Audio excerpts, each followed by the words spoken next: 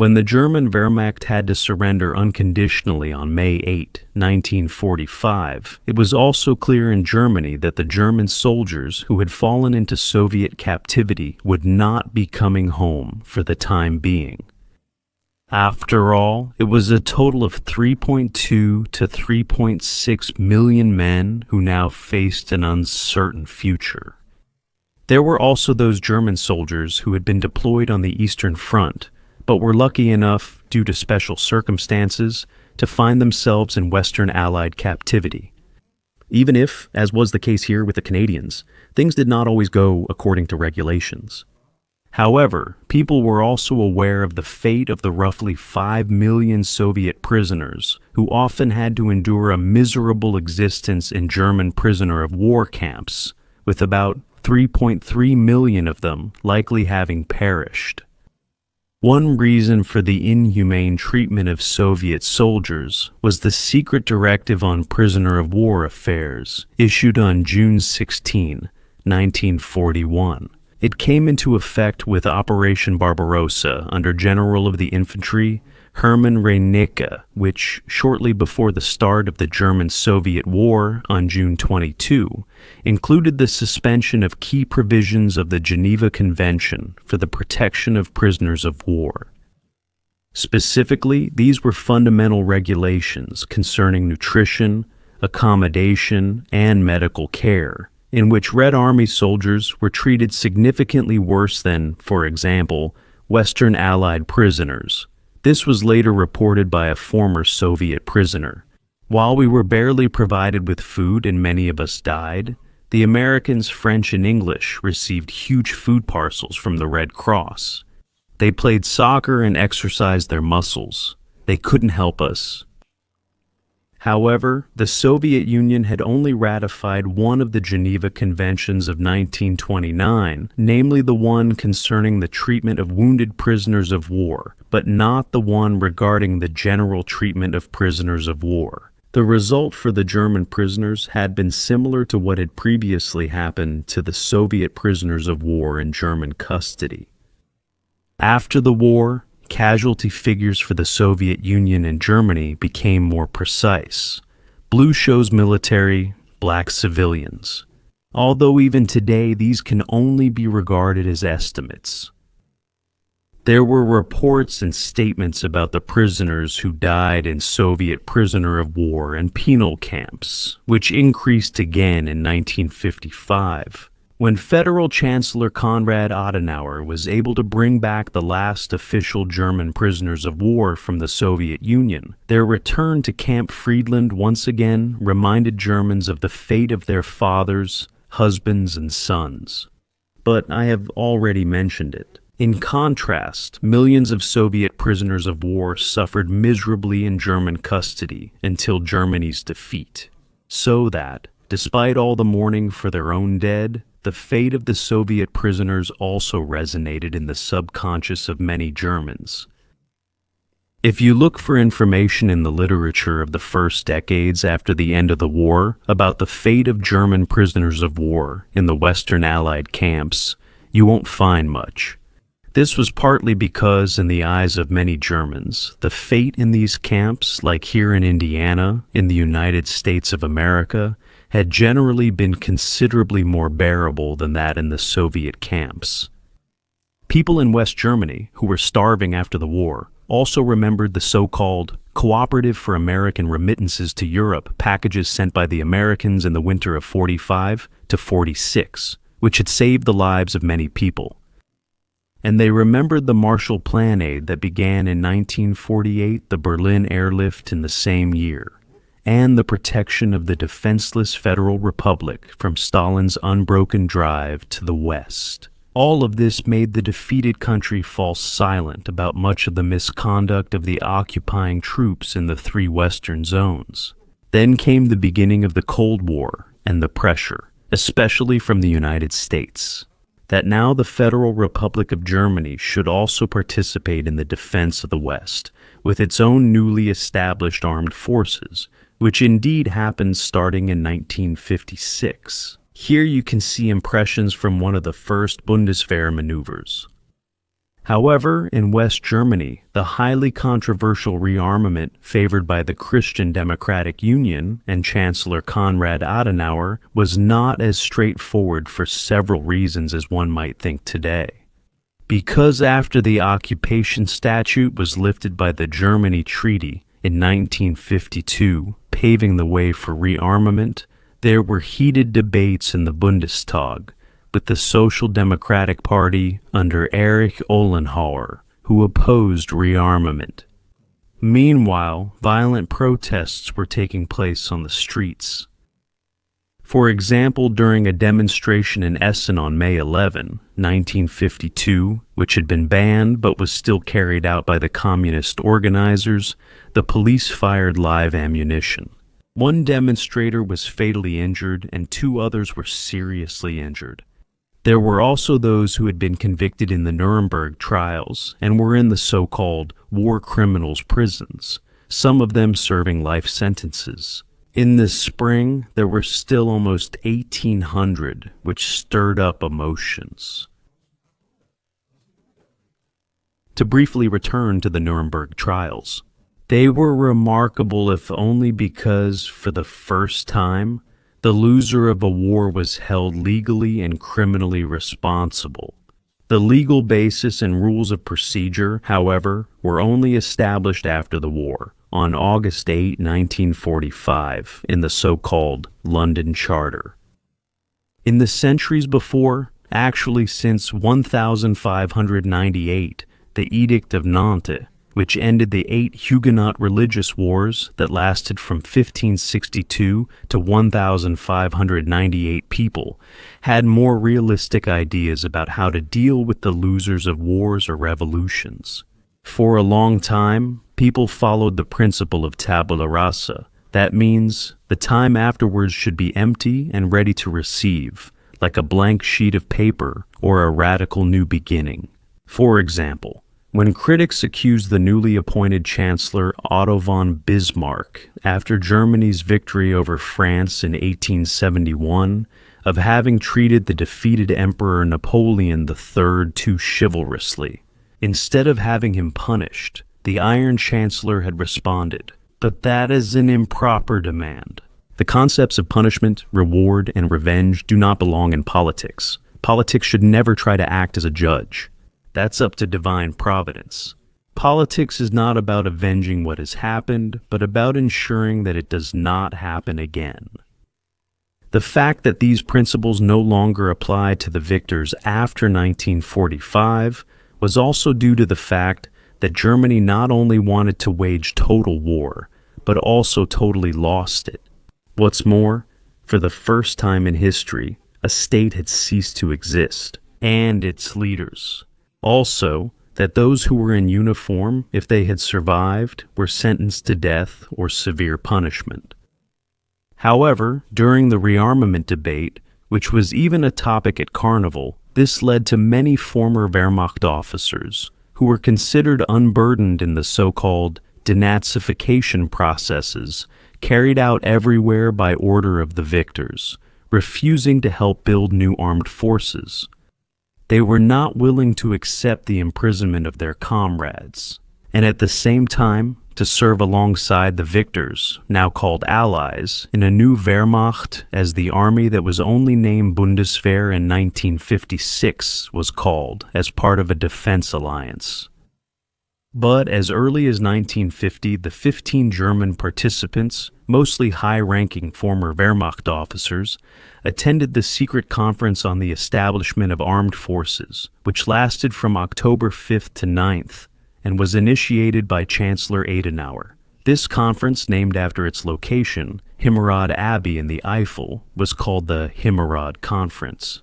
In point 1 of their memorandum, it was demanded that the defamation of Wehrmacht and Waffen-SS soldiers be stopped, that soldiers convicted as war criminals be released, that ongoing proceedings be halted, and that the Chancellor issue a declaration of honor for the German soldier. And in fact, on January 23, 1951, the then NATO Supreme Commander and, from 1953, United States President Dwight D. Eisenhower, who, despite his Saarland ancestry, was considered a hater of Germans, stated in a confidential conversation with former Wehrmacht generals Hans Speidel and Adolf Heusinger. I have since realized that my previous assessment of the German officer corps and the Wehrmacht does not correspond to the facts, and therefore I do not hesitate to apologize for my opinion at that time. The German soldier fought bravely and honorably for his homeland. A little more than a year later, on December 3, 1952, Chancellor Adenauer followed suit in the Bundestag. Today, I would like to declare before this esteemed House, on behalf of the federal government, that we recognize all the armed forces of our people who fought honorably on land, on water, and in the air in the name of the high military tradition. On December 17, 1952, he replied to the former Colonel General of the Waffen-SS, Paul Hauser, in response to his question.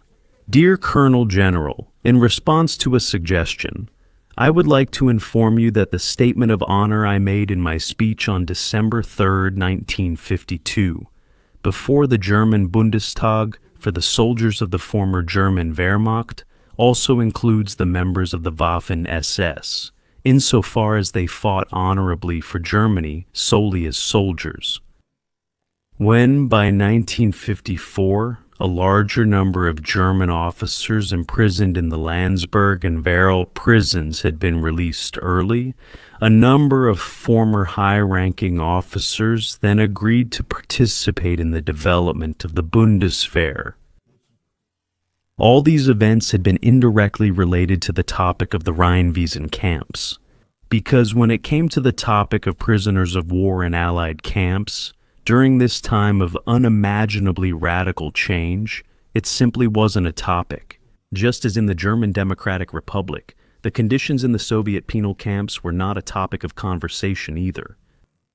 Both the political representatives and the ordinary man on the street preferred to remain silent at first, and waited to see what being occupied by foreign powers would bring them. Certainly people in the West had heard about the 740,000 former German soldiers who had been handed over to France by the British or Americans. Of the 123,000 men handed over by the Americans to Great Britain, of the 49,000 who were in Belgium, Luxembourg, and the Netherlands, where they often had to work as forced laborers for up to 3 years. So, in 1947, there were still around 4 million Germans being used as forced laborers across Europe. The Moschendorf Farm Memorial serves as a reminder of this. All of this was a clear violation of the Geneva Convention, which required a prompt repatriation. But who would want to mess with the respective victorious power in its occupation zone? Therefore, a deeper examination of the German soldiers who ended up in Anglo-American prisoner of war camps after the war had hardly taken place, neither in politics nor at the regulars' table. Instead, the fates of the 425,000 German soldiers were mentioned. Like here, members of the German Afrika Korps, or Western units, who, as in Mississippi, were brought to the United States of America as prisoners of war from 1942 to 1945 and housed in 700 prisoner of war camps scattered across the entire continent. In these camps, they often lived better than most Germans. Unlike the population living on food rations and exposed to bombing raids, or their comrades who still had to fight at the front, here, they also became acquainted with the American way of life. They continued to live within the German military hierarchy, with sports. Here in Mississippi, they had English lessons, sometimes in full uniform. They were able to form camp orchestras. If these hadn't already been stolen from them when they were captured, as you can see here, even at a burial with their medals, decorations, and the imperial war flag on the coffin. In doing so, they often lived as here in Nebraska, even in accommodations separated by rank. Here, German prisoners of war in a camp in Texas form a final honor guard for a deceased comrade. And what about in post-war West Germany? Rheinwiesen. Most people were not familiar with the term. There are also hardly any mentions of it in contemporary literature. Of course, the population along the Rhine knew about these camps, but there were no reports that there were particularly many deaths there. Why would there be? Because from the surrounding German municipal administrations of the so-called Rhine Meadow camps, in quotation marks, only 4,537 deaths or burials had been reported in the local cemeteries. From the United States Army responsible for guarding the 106th Infantry Division, even only 3,053. Compared to those who died in Soviet captivity, this number was actually so low that at the time, no one seriously considered whether the numbers were actually true or not. However, there were reports from former soldiers of all ranks who spoke of massive physical abuse during their interrogations in captivity, regardless of whether it was in American, British, or French custody. But there was never any mention of the hundreds of thousands of prisoners of war who were said to have died in the Rhine Meadow camps, because such a number could neither have been concealed, nor could all the witnesses, soldiers and civilians alike, have been silenced. However, another topic was the publication by the German Federal Archives in 1956, which stated that during and after the war, more than 2 million refugees or displaced persons from the eastern territories of the former German Reich within the 1937 borders, as well as from ethnic German minorities outside the 1937 German borders, had lost their lives. To this day, the non-German Red Cross still lists 1.3 million German prisoners of war whose fate could never be clarified. They are still officially listed as missing. The prisoners who died in the Rheinwiesen camps, under whatever circumstances, were therefore not a widely discussed topic. Only in the communities along the Rhine were they regularly remembered, and memorials were erected for them. Like here, the Chapel of the Black Madonna, built on the site of the former Rheinwiesen camp Goldene Meile, where even a pathological hatred of everything German does not stop.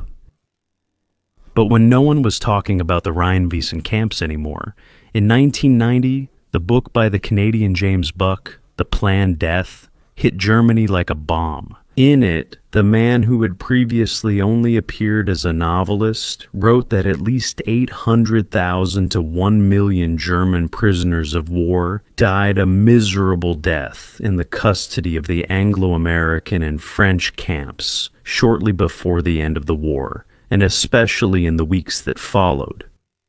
However, this was intended by the victorious powers, namely the United States.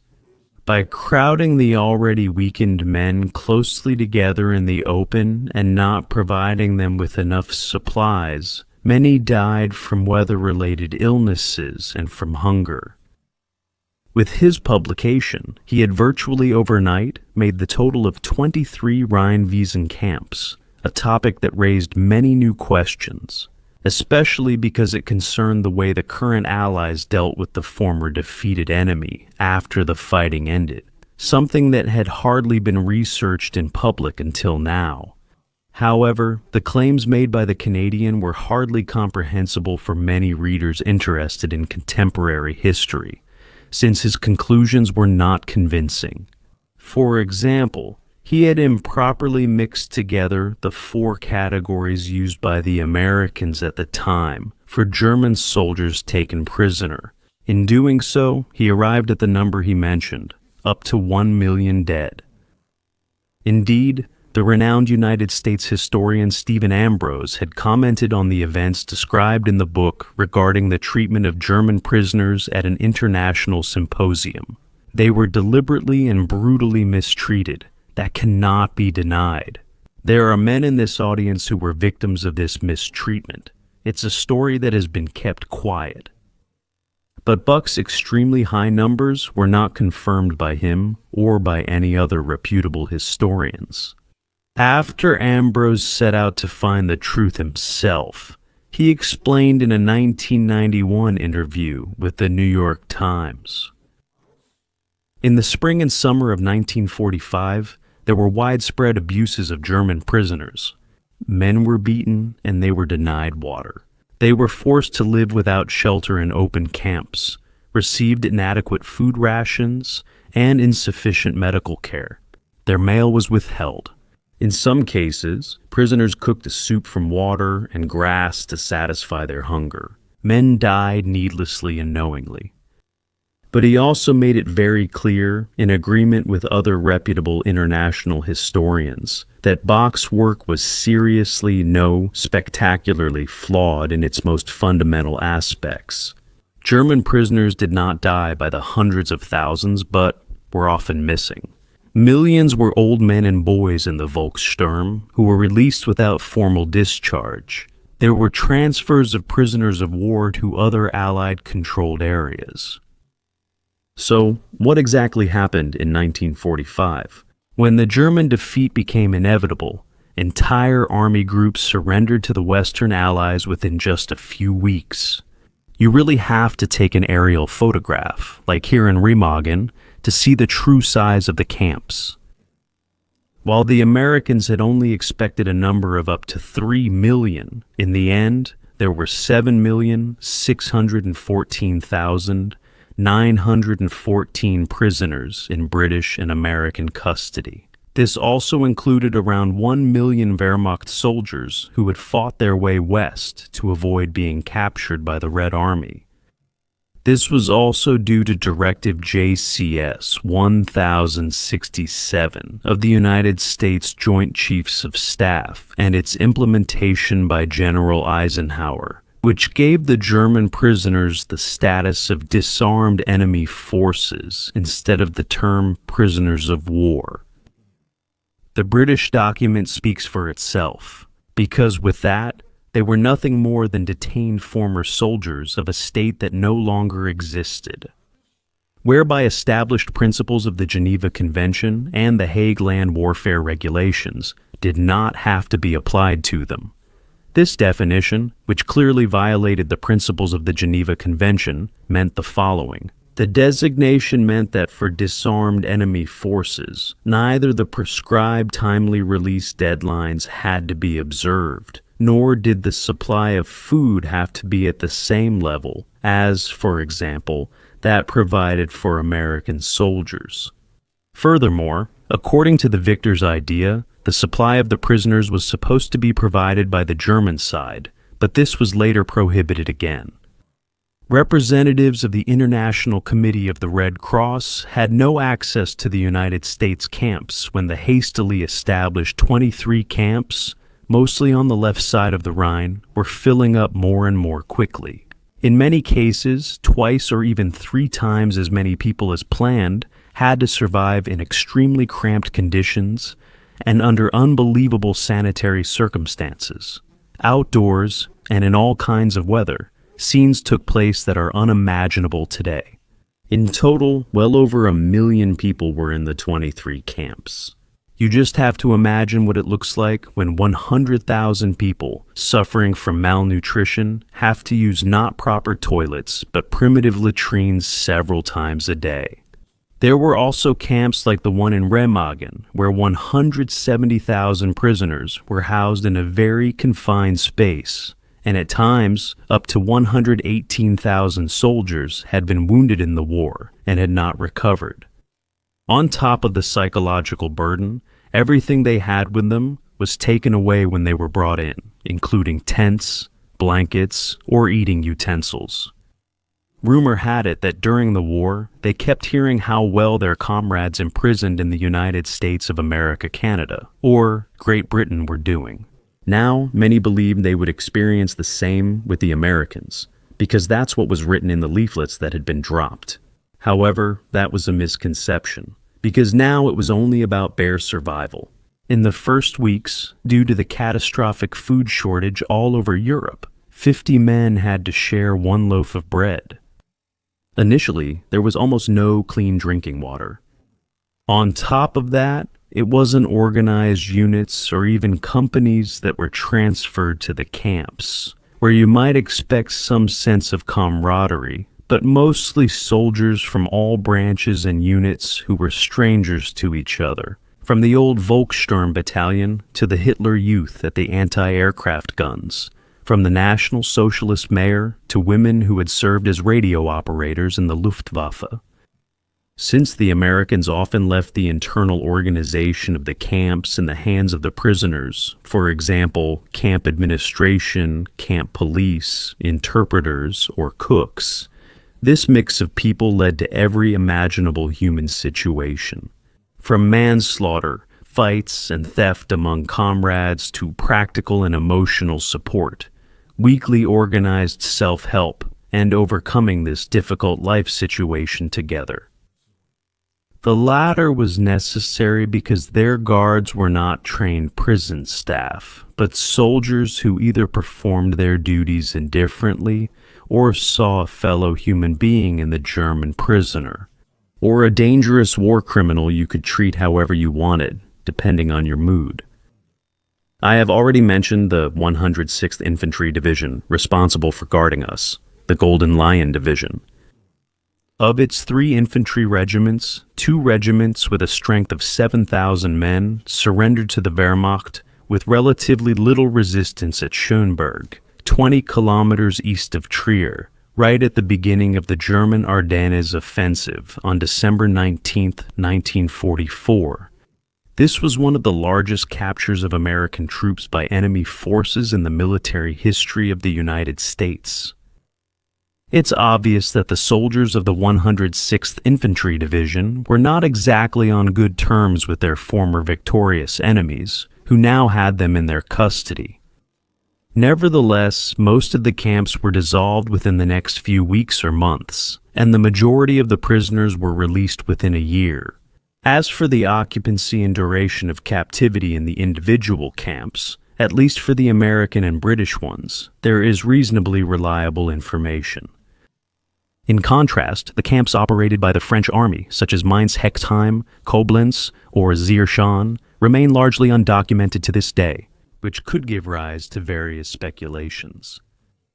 Since the exact death rate in the individual Rheinwiesen camps was not officially documented, there are significant discrepancies according to research by state and regional authorities or historians. For example, the historian Rüdiger Overmans, a former lieutenant colonel in the Bundeswehr, wrote that several thousand Germans died in the Rheinwiesen camps under degrading and avoidable circumstances. Estimates suggest likely fewer than 10,000 people. Other German sources vary between 5,000 and 40,000 dead. But I don't understand how reputable historians can arrive at the figure of 5,000 dead.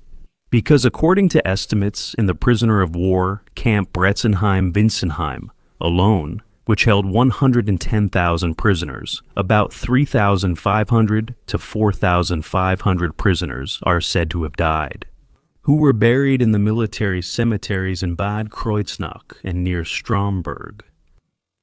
Today, it is assumed that the overall mortality rate was only 1%, which seems very low to me. And that's considering the physical condition of the soldiers, the malnutrition, and the hygienic conditions. But how can these numbers, which apparently are only based on projections, be explained?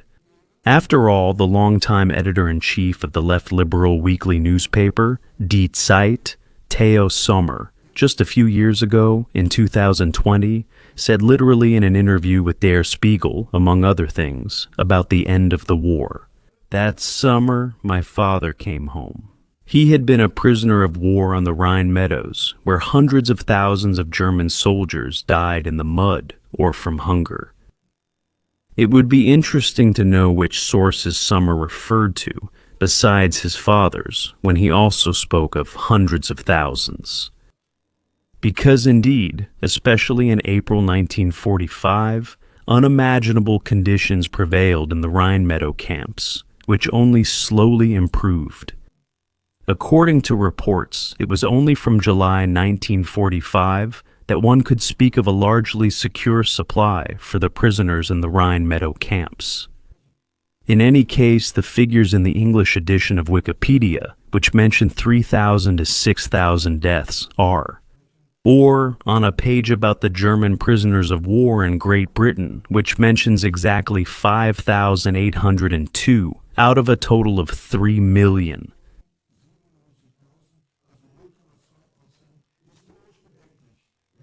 And even the published German figures, which are at most 10,000, leave many questions unanswered. It is therefore high time that the German government finally initiates an international investigation. In order to get rid of such hardly credible German estimates of 5,000 dead, as well as the grotesque casualty figures of 1 million from a Canadian novelist. That especially the latter number cannot correspond to reality is clear with intelligence and common sense alone. Not that the German prisoners of war in the Rhine meadow camps were treated inhumanely for weeks, during which certainly more died than is known today, but a deliberate and systematic murder of hundreds of thousands, as anyone can research for themselves, did not take place.